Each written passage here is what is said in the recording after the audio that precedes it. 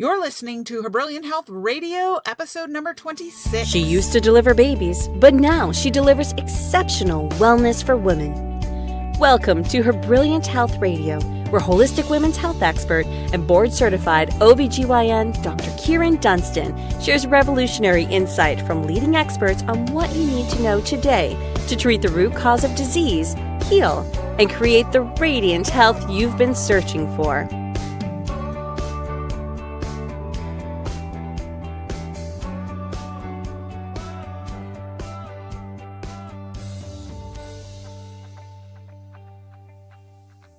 It's Dr. Kyrin here for another episode of Her Brilliant Health Radio.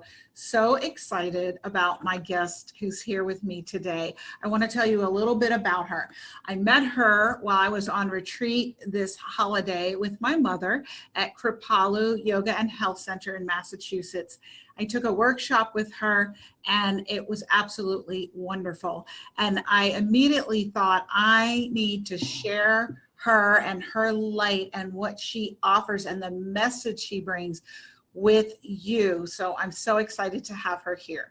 So for more than 30 years, Rabbi Sigal has used her training in religion, psychology, art, yoga, and meditation to inspire people to live their heart's purpose authentically and joyfully.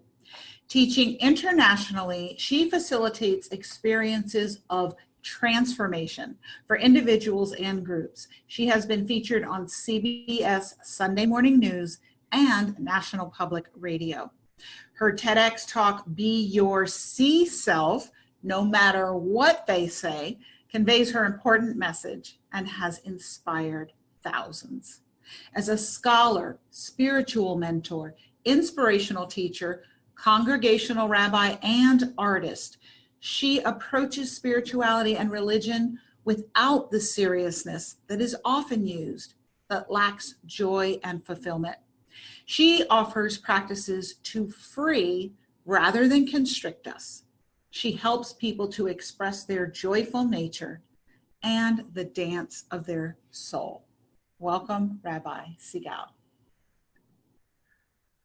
That's wonderful being here. So you shared so many practices with us during the retreat, but what I appreciated most that I really wanted people to hear is instead of the usual approach to, for instance, the Kabbalah or any religion, it starts with the dogma. What's the history? Who, what, when, where? What are the doctrines? What are the practices? What do we have to do? And you completely put that to the side and basically went to the essence of it and said, why? Why do we have this? And what does it mean? And how do you live this in your life to make your life better? Which to me is the essence of every religion that sometimes gets lost. So if you could talk to people about what is the wisdom from your experience that we can glean and use in our everyday life and why? Wow. Big question. Yes, right. It's great. You know, I think it's more honoring to think about our traditions coming from people than coming from God. It's more honoring to humanity and to their traditions to remember it came from human beings. It came from human beings. It came from human needs. And sometimes what we think about is dogmas and those things we have to do or not do. So it's a lot of restrain yourself, don't do this, but my nature is to do this, but no, don't do it. Religion says don't do it. I think we went too far in controlling it. So what I do, I go back to the origins of religions, and they are mystical traditions. And once you hit mystical traditions, which Kabbalah or Kabbalah, you can pronounce it either way, is the Jewish mysticism. And it's basically this acknowledgement that we don't know everything. There's a lot of mystery. There's a lot of mysterious in this world. We know it in religion, we know it in our lives, we know it in science. We don't know everything. So what we need is to acknowledge we don't know. So the place of the mystery, in the ancient traditions, before it was organized religion, they did the same thing. They're like, okay, we are afraid of this. We don't know about that. What can we do? And how can we interact with it? This is the main thing. How do we interact with this? So here's the basic premise. Now, mysticism is a really extensive, complicated topic. So we're going to do it very lightly, but just going to go to the points that are interesting to me about this as they relate to what to do for us in our lives, because that's where you're at. You're helping people. So we want to make sure we make the connection there to help people. So, so mysticism is the acknowledgement that every human being has the capacity to be connected or to experience the luminous. Some people call God. I don't like to use the word God so much because it's a character, and once we interact with a character, we forget the mystery, and it's not good. So how do I experience the mystery, the unknown, the beauty, the whatever is there? How does it speak to me? How does it touch me in my heart? So that's when I work with my students, and I work in my own life on that. How do I connect to beauty and to inspiration? And what does it feel like when I'm inspired and connected? And what does it feel like when I'm not, when I'm disconnected? So what happens? So let's, in short, the Kabbalists. The Kabbalists, I'm thinking about 13th century, but more the 16th century, the learning from the 16th century in northern Israel, in Tzfat. They looked around them and they said, the world is broken. This is not, the world is broken. This is not great. God is not great. We're suffering down here. How is it possible that all this we hear about God is great, God is great, but we are starving, being prosecuted, and all this is going on? What can we do with this? And they sat and they meditated. Meditation is a deep practice in all religions. In all religions, we took it away from organized religion, but it's really that tool that we can sit, and each and every one of us can really immerse ourselves in our own soul and our own spirit as it connects to the universal spirit. It's not woo-woo. It's just what it is. We know it now from science because we can see those things. So, right? So we can't just, it's not just, oh, that's what they believe. That's what they think. No. We know it for a fact. It's there.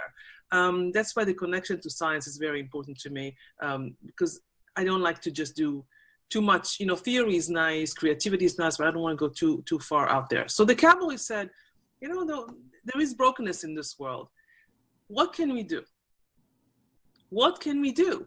Versus God is not there. We can't trust that.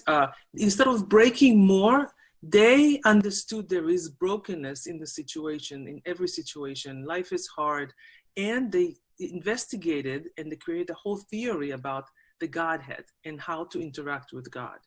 What can we do here to make it better for the Godhead, and what can we do to make it better for ourselves here, ourselves as human beings? Right. And they created the system of how to help yourself. Now, meditation, key. We know it now to be a really important part, and we know it from history that the Kabbalists really use that deeply. What does it mean to meditate? How to meditate? It's a huge topic. And I teach the specific things. So basically to relax, to have enough, to realize you are enough, that points you more toward joy and peace versus, all this, the regret, the hardships, that not good enough, and life should be different. All this complaining, we have to acknowledge them, but also make room for other things. Now, I said something very big, but it's, that there are many details behind it because we did study together. So Yes. So mysticism is a direct experience of the divine. And if I'm correct, there are mystics in every tradition. There are Jewish mystics and Catholic mystics and Protestant mystics. And it just means to have a direct experience. And to me, that's what is bringing religion to the practical. How does this help me live my life? And how do I have that? And I thought that's the beauty of what you bring. And I love that you tie in that meditation is a part of every religious tradition, and the science backs that up. And it's really that part of you that isn't thought and isn't feeling and isn't physical. And so if you can quiet down all of those things and get to that space that where a lot of people will describe as the liminal space where you are no one and no thing and nowhere. There are actually healing benefits to that. The science certainly proves that. And I love that you teach that. I don't know that meditation is really a standard part of most religions. I get a lot of resistance with clients sometimes because they say, oh no, that's against my religion to meditate. And they think it's some woo-woo way out there thing. So I love what practice do you like to help people to learn to meditate? It depends. I love working with people one-on-one, and I do it remotely too. And the reason is because just as a practitioner, as a doctor, you have to see, okay, what is the issue here? Do we need to open more of the heart, more into the sensing, or do we need to focus more? Do we need to focus the mind? Are they too scattered or are they too focused? So whatever it is, you always want to balance it out. So it's just like any practitioner. This is what I use. So sometimes the practices are for focusing. Sometimes the big ones are to focusing and to actually to be more receptive. Kabbalah means to receive, so becoming more receptive, so opening up, because many of us are specializing and we're just closing up into our specialty and we get stuck in there. Mm-hmm.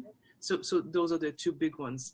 I want to address something that you said. Yes. You said it's not physical, it's not intellectual, it's spiritual. It's not, I wouldn't say it's not, it's all of it. Right, it's all of it. So because we're always pulling from the physical, because unless we're living integrated lives between physical, intellectual, spiritual, emotional, relational, time alone, time together, and unless we do this, there is an imbalance that happens. And to address the question about my religion doesn't allow me to meditate. Right. So here's the sad fact. And, I'm a rebel, I'm a rabbi, but I'm like a rebel rabbi. Yeah. So, I love it. Like that. Rabbi, you're telling us to do this? Yes. So here is what's the difference between religion that is organized and to control and to have group cohesion and the everybody following the same path of this doctrine, and you do or you don't, and mysticism. Mysticism is democratic. Mysticism allows you to have the control to do it your way. So when you meditate, you open up to your own inspiration, to your own authenticity, to your own way, which is unique. Your own, each and every one of us. We have common things, but it's a unique expression. There is nobody that was before you or after you that is exactly you. So you have your own unique way. That's why creativity and being playful is so important, because that's how we find it. Mm-hmm. So they don't want you to be unique you. They want you to be in the box. And if you meditate, you get out of the box. If you get out of the box, they have problems now. What they're going to do with you? Well, no, but we can relate to it because, we're like a little bit rebels. Right. Right. And we're encouraging people to do the same thing. Right? Go out there and be you, really be you. So that's a big difference. So the reason why people think meditation is not part of their tradition, it's because it's being concealed. People don't know about mysticism because it's being concealed, and people say, oh, you can't do mysticism. because if you do mysticism, it will set you free. Organized religion doesn't want you free. So why is the question in everyone's mind? Why? Why? Yes. No, you're kidding. I'm saying that's what a lot of people are wondering who are listening. Why wouldn't they want me to be free? Because, oh my goodness, organized religion, like anything that's organized, they want to control you.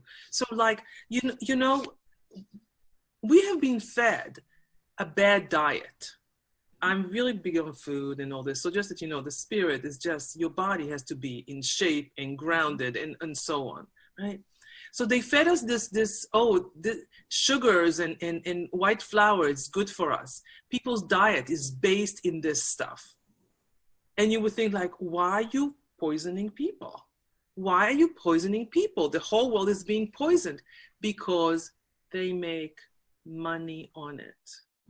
It's so sad to even like to tell you that about religion. Why? They make money on it. And if you go free and you say, really, I don't need to sit in your pews because I am free and inspired and I'm going to go help some people because I feel the joy of, I feel the inspiration of blah, blah, blah, you know, like all this. That's why. So you get the answer is very simple. It's always about some manipulation that somebody's gaining from. And I'm not going to start talking about politics. Right. No, I get that, but I live in the Bible Belt and most people don't. And they really believe that what they're getting in the pew and the doctrine is going to save them for the afterlife.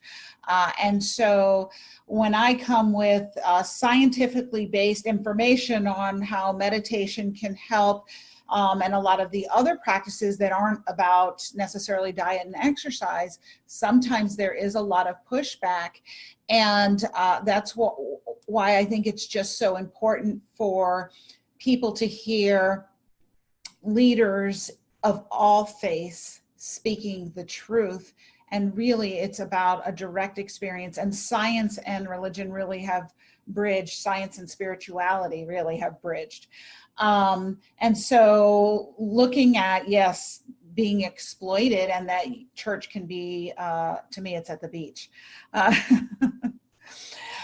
But what are some other practices? You did some wonderful exercises with us during the workshop.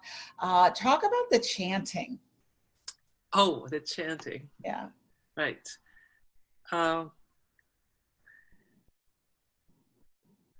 If everything is vibration, sound vibrates, helps us in the vibration in the body. So this is in terms of how it lives in the body.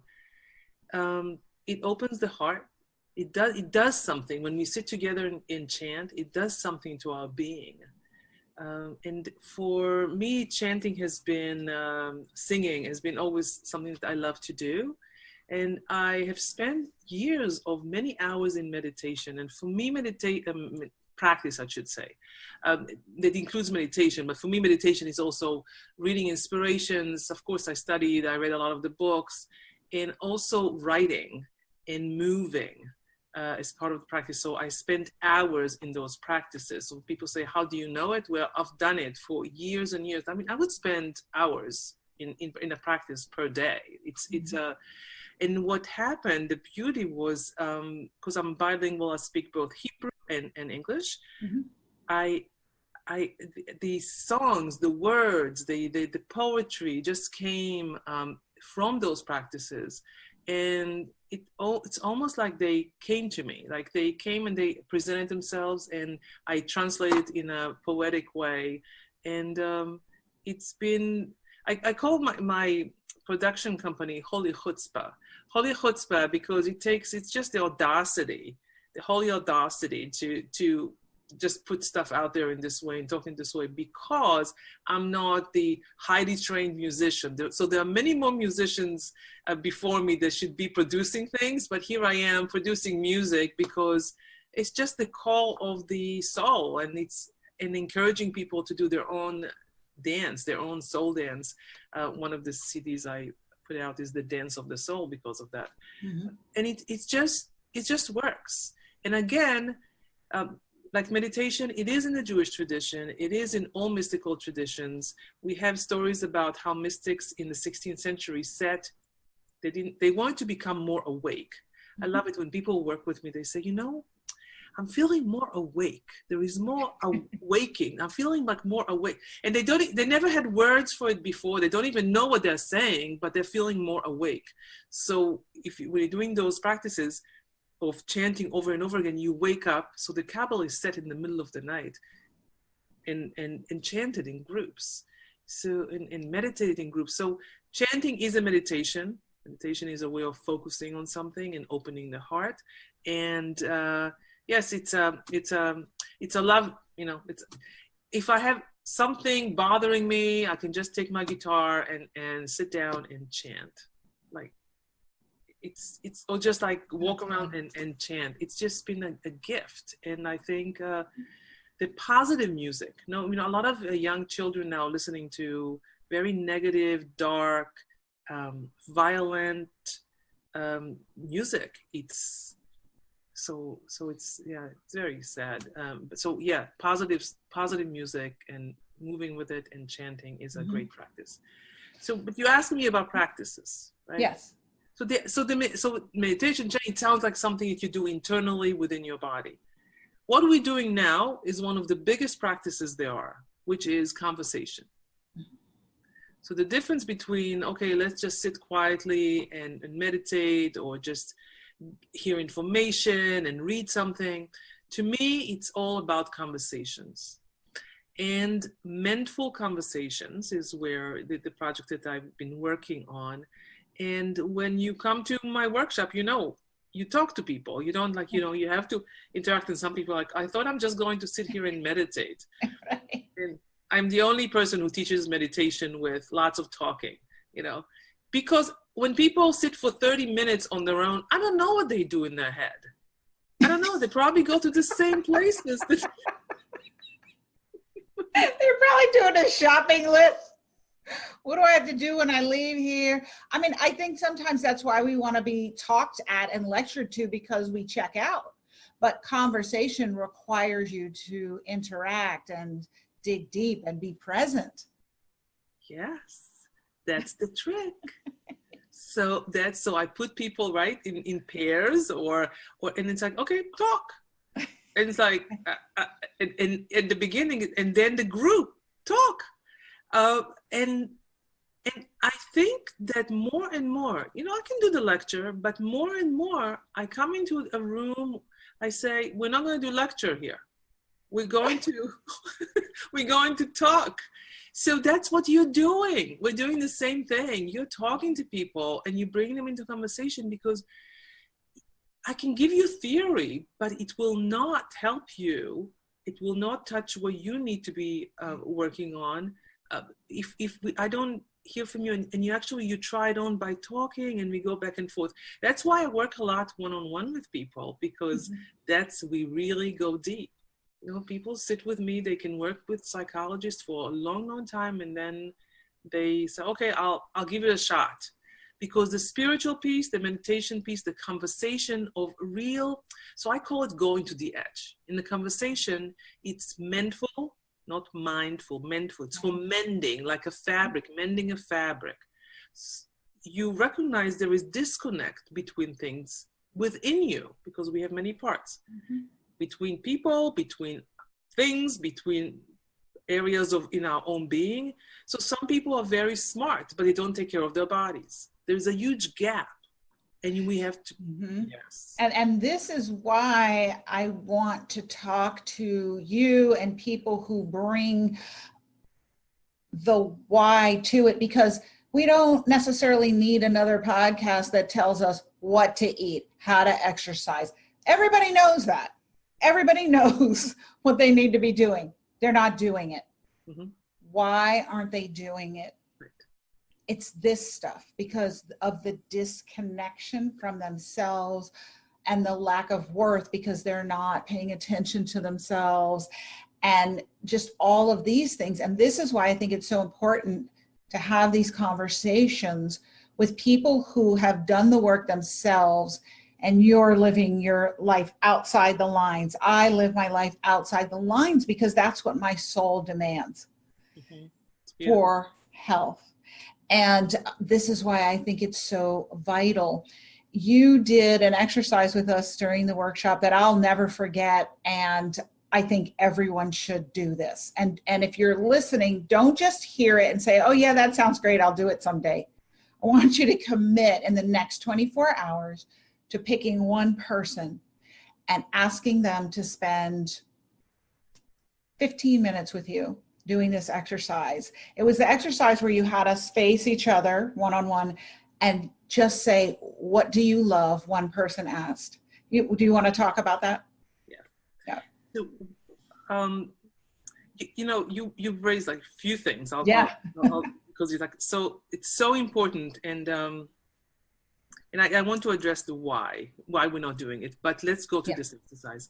This exercise, it's basically, what do you love? Thank you. We have in the brain a negativity bias. We all know about the negativity bias. We always think, what's wrong? What's wrong with me? What's wrong with that? What's wrong with him? What's wrong with her? And we don't spend time cultivating the part of the brain that remembers what's right. And more than that, what do we love?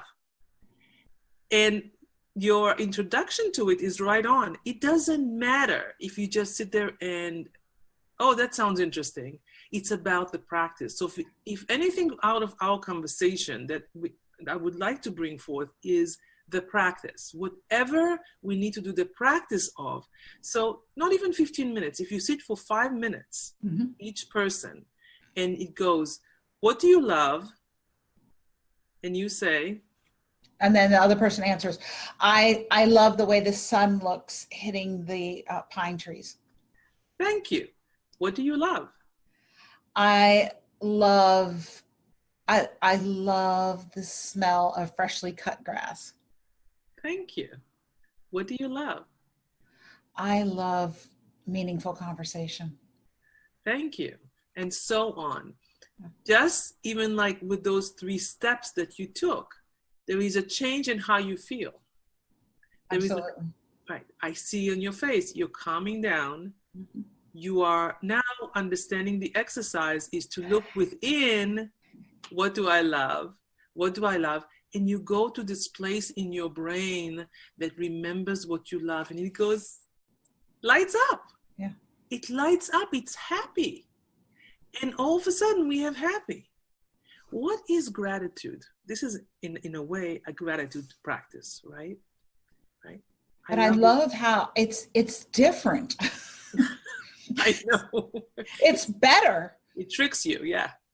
Because if you sit there and think, what am I grateful for? What I find most people do is they list items. Oh, for my partner, for my car, for my great job. But this is different. This accesses something, passion. Yeah. Passion, heart, fire, aliveness, right? Because we live for what we love. If we took love away, we would be empty shells.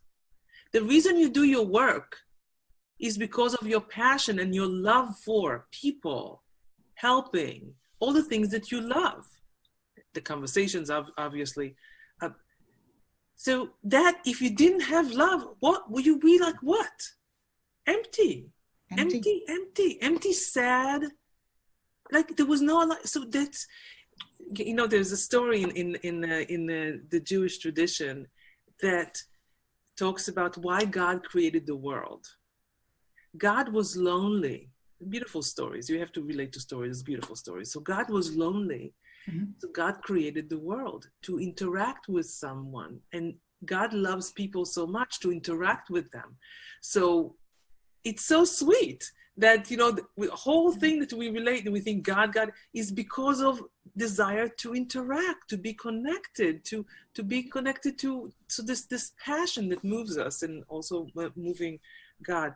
Yes, I know you don't like the word gratitude. I'm grateful for. I love being connected to what we love and what we have makes us enough.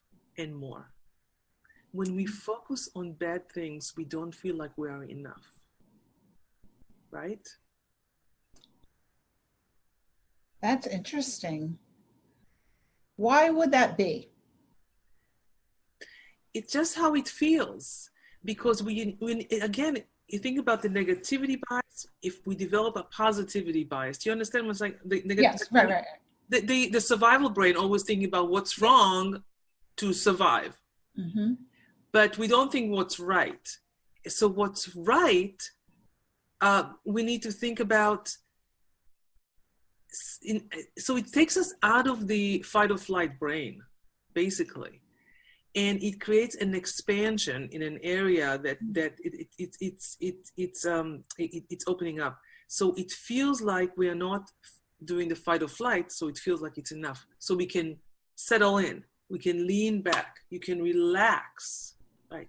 So it almost brings you into alignment with your true self, because your true self is love and passion, and I think all those right positive things. And so if you're focusing on the positive and you come into alignment, then you're out of the fight, flight, sympathetic nervous system dial down, right. Parasympathetic, relax. And that's the only state in which you can heal, is where you've got parasympathetic dominance. Yeah. So you can do it in many ways. You can do it through words like this. You can do it through beautiful nature. You can do it through a conversation. There are many ways. You have to shift. You have to be the awareness. The practice, the main practice is the awareness that I can shift. I can shift from this. And one of the shifting is, okay, remember, what do I love? It all looks bad now and I'm really in pain and I can't, okay, let me shift. What do I love? Okay, beach. What do I love? What do I love? What do I love? I pull myself. So when I have a hard time, I make myself go there because I have enough capacity and practice with it. So when I have to call it, I can bring it forward. So great. I'm so glad. I hear a lot of good feedback about this exercise. And I make myself, it's like, okay, you must do this exercise. You must do this exercise for everybody because it does work. Yes. And like I said, you have so many, and I know that our time is limited. So I'm going to encourage everybody to look at your website and find out more. So if you want to give the details of how they can find you on the internet, that would be wonderful. Right. So the main website is Rabbi Sigal, RABBISIGAL. I'm sure it's going to be on the page with this. Yes. .com or .org will take you there. And Mendful, MENDFUL.org. And that's really what I want to people have this mindset of mending, just mending the world. And it is from the mystical tradition, just like the Kabbalists, the mystics. They said, okay, we're going to do something. We're going to heal. We're going to mend. How can we do this? And they figured out ways to do it. And I think it's a great mindset. It's a great attitude. Instead of saying, oh, I can't do it. I can't do it. Okay, what can you do? Can you remember what you love? Can you help someone who needs? Can you do something to shift? If you can't do anything, just take a piece of chocolate, just like I say in my TED talk. I was not pre-thinking that it was on stage. I was giving this talk, and I was thinking about, you know what? Just take a piece of chocolate, because joy in the body goes a long way. So whatever gives you joy. So I'm not talking about doing drugs, and I'm just talking about looking at a beautiful thing, closing your eyes, remember who you love, taking a piece of chocolate. Why? Because the tongue is so rich with sensations, and it really shifts a lot of your focus from your brain to the taste or whatever you like to eat. And then you can give it a break from being all tight and stressed, even for a moment, and then expanding from there. The work is not to deny what's wrong, but to make room for what's right. So when you come to what's wrong, you have more capacity, more bandwidth to interact with it. So it's just like when you take care of yourself as a doctor, when you start to really take care of yourself as a doctor, you have so much more room to do work and service for other people, for your family, for your patients. If I don't do self-care, I am not available for my students and for my family, and that's what I care about. So sometimes, it's selfish to take care of yourself. No, you must take care of yourself. So Mendful within, Mendful without, through time alone and in conversation is the whole teaching. And of course, there are many more details, but in a nutshell, this is the whole thing. Yes, and as I said before, so many practices that you shared with us. I always say, whenever I hear some new information about health and healing, my brain always says, but how do you do this real time on the road in life? How do you make it work for you so that it actually results in improvements? Because all the supplements in the world and all the instruction, as we said before, isn't going to help you if you don't know how to road test it. And that is the absolute beauty of what you offer. It's accessible to everyone, and it's simple, and just I've incorporated a lot of them into my life already. So thank you so much for that. Great. Yeah, we met at the retreat, and I have a couple more retreats in June and in September it's a Mendful living from your soul. So it's really focusing on, okay, how can you do it? We all have the ability to do it. We just need some tools and use them. Yes. And using your tools.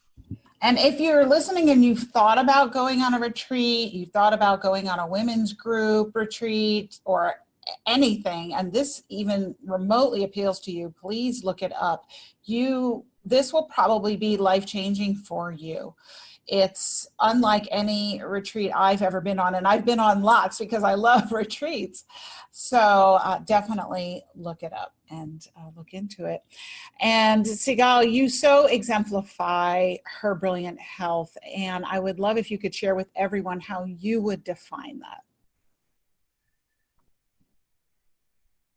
Define it. Yeah, what does that mean to you? Relaxed, receptive, at ease. I can see this image of this beautiful woman, which is all of us, in a beautiful bed of flowers, soft flowers, and just enjoying life at ease, not always running. So you're providing all those teachings and everything you're bringing forth for people to just be at ease with themselves, for the women to just relax instead of doing. So I would say being a good mending human being is that image that I have of that. So it's really a state of being is how you see it. Yeah. And brilliant health is a state of being. Yeah. I love that. Yeah. It's like you already naturally are. And so we sometimes need to take stuff away to uncover it. It's like the mystery of it is that you don't have to do anything. You just have to be, maybe. I don't know. It's in this conversation coming up this way.